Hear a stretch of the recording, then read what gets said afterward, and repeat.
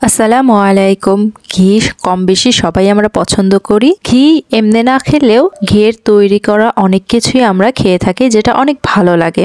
আমি দুধ থেকে সর উঠিয়ে ঘি বানাবো, সেটাই আপনাদের সাথে আজকে শেয়ার করব।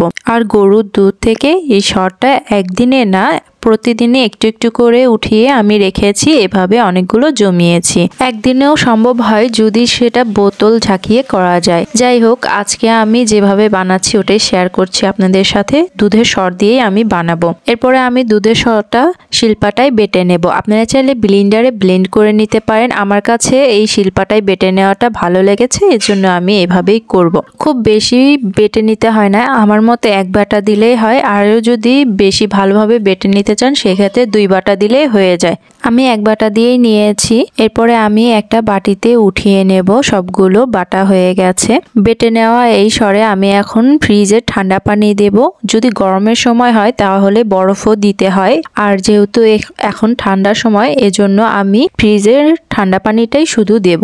এরপরে দেওয়ার পরে আমি সরগুলোকে ভালোভাবে মথে পানিটাকে ঝরিয়ে আবার আলাদা একটা বাটিতে উঠিয়ে নেব। কাজটা খুব আলতো হাতে করতে হবে, খুব দ্রুত করা যাবে না। আস্তে করে চেপে চেপে পানিটাকে বের করে তারপরে আলাদা একটা বাটিতে নিয়ে নিতে হবে। এভাবে আমি সবগুলো চিপে চিপে এই বাটিতে নিয়ে নেব। তারপরে যে পানিটা দেখতে পাচ্ছেন আমি ফেলে দেব। অনেকে এই পানিতেই আটা মথে রুটি বানিয়ে খায়, সেটাও অনেক মজা লাগে খেতে। এরপর আমি কড়াই বসিয়ে দিয়ে দিলাম বেটে নেওয়া মাখনগুলো, যেটা দিয়ে আমরা ঘি তৈরি করে নেব।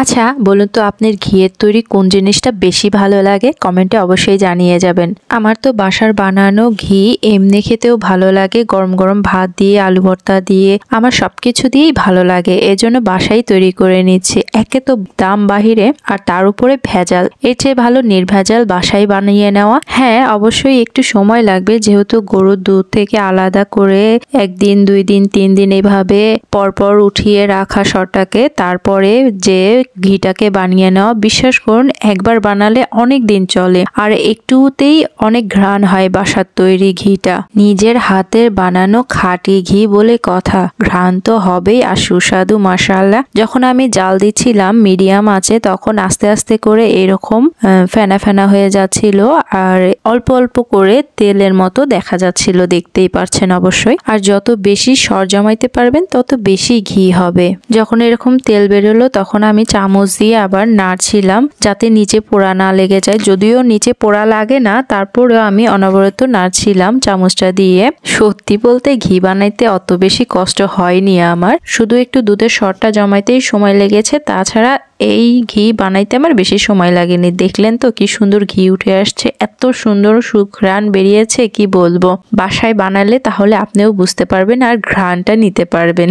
এখনো পুরোপুরি জাল দেওয়া হয়নি। এই যে সাদা অংশগুলো দেখতে পাচ্ছেন, এগুলো একদম বাদামি কালার হয়ে যাবে আর একদম কালো হয়ে যাবে, তারপরে আমি চুলা থেকে নামিয়ে নেব। অনেকে বাদামি কালার অবস্থায় নামিয়ে নেয় মুড়ি দিয়ে খাওয়ার জন্য। এই যে অংশটা দেখতে পাচ্ছেন, এটা আমি যেহেতু খাবো না, এজন্য ভালোভাবে ঘিটাই বের করে নিয়েছি। এরপরে আমি এটা ঝরিয়ে ঘিটাকে আলাদা করে নেব। তারপরে একটা বাটি নিয়ে তার উপরে দিয়ে দিলাম একটা ছাঁকনি, ছাঁকনিতে ছেঁকে নেব।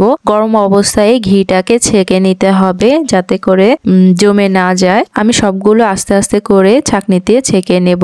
এই যে ঠিক দেখতে পাচ্ছেন, এই নিচের কালো কালো অংশগুলো হালকা, এটাও পরে ছেঁকে নেব। তারপরে এই কালোগুলো আমি ফেলে দেব। তখন ঘিটা খুব বেশি গরম ছিল, এখন ঠান্ডা হয়ে গেছে। আমি একটা কাচের জারে নিয়ে নেব। ছোট একটা কাচের জার নিয়ে নিয়েছি আমার পছন্দ মতো, যেটাতে আমি এই ঘিগুলো নিয়ে নেব। আর ঘিটা জমে যাওয়ার আগেই ঢেলে নিতে হবে। আমি আলাদা একটা ছাঁকনি নিয়েছি ছোট, যেটা দিয়ে আবারও চেলে নিব যাতে ময়লাগুলো এখানে রয়ে যায়, আর ফ্রেশ ঘিটা ঢেলে নেব। প্রথমে আমি বাটি দিয়ে এমনিতে ঢালতে চেষ্টা করছিলাম, পরে মনে হচ্ছিল যে পড়ে যেতে পারে। এরপরে আমি একটা ডাবু নিয়েছি, এক এক করে একটু একটু করে দিলে তাহলে পড়বে না, আর নিচের যে ময়লাটা ওটাও রয়ে যাবে। আমি সবগুলো ঢেলে নেওয়ার পরে দেখুন কি সুন্দর ময়লাগুলো এখানে রয়ে গেছে, নিচে আর পড়েনি। দেখুন অল্প একটু সরে কতগুলো ঘি হয়েছে, একটু শুধু বোতলের বাকি আছে, তাছাড়া পুরোটাই ভরে গেছে। চাইলে আপনিও বানিয়ে নিতে পারেন আমার মতো সহজেই এই ঘি। এই যে এক ঘি ঘিটা একদম জমে গেছে, ভিতরে দেখতে পাচ্ছেন। মাশাআল্লাহ। পুরো ভিডিওটি দেখার জন্য অসংখ্য ধন্যবাদ। নতুন হয়ে থাকলে অবশ্যই চ্যানেলটি সাবস্ক্রাইব করে পাশে থাকবেন। যদি একটুও ভালো লাগে তাহলে অবশ্যই আশা করি লাইক কমেন্ট করে পাশে থাকবেন। আজ তাহলে আসি, দেখা হবে নতুন কোনো রেসিপির সাথে। এ পর্যন্ত ভালো থাকবেন, নিজের যত্ন নেবেন। আল্লাহ হাফেজ।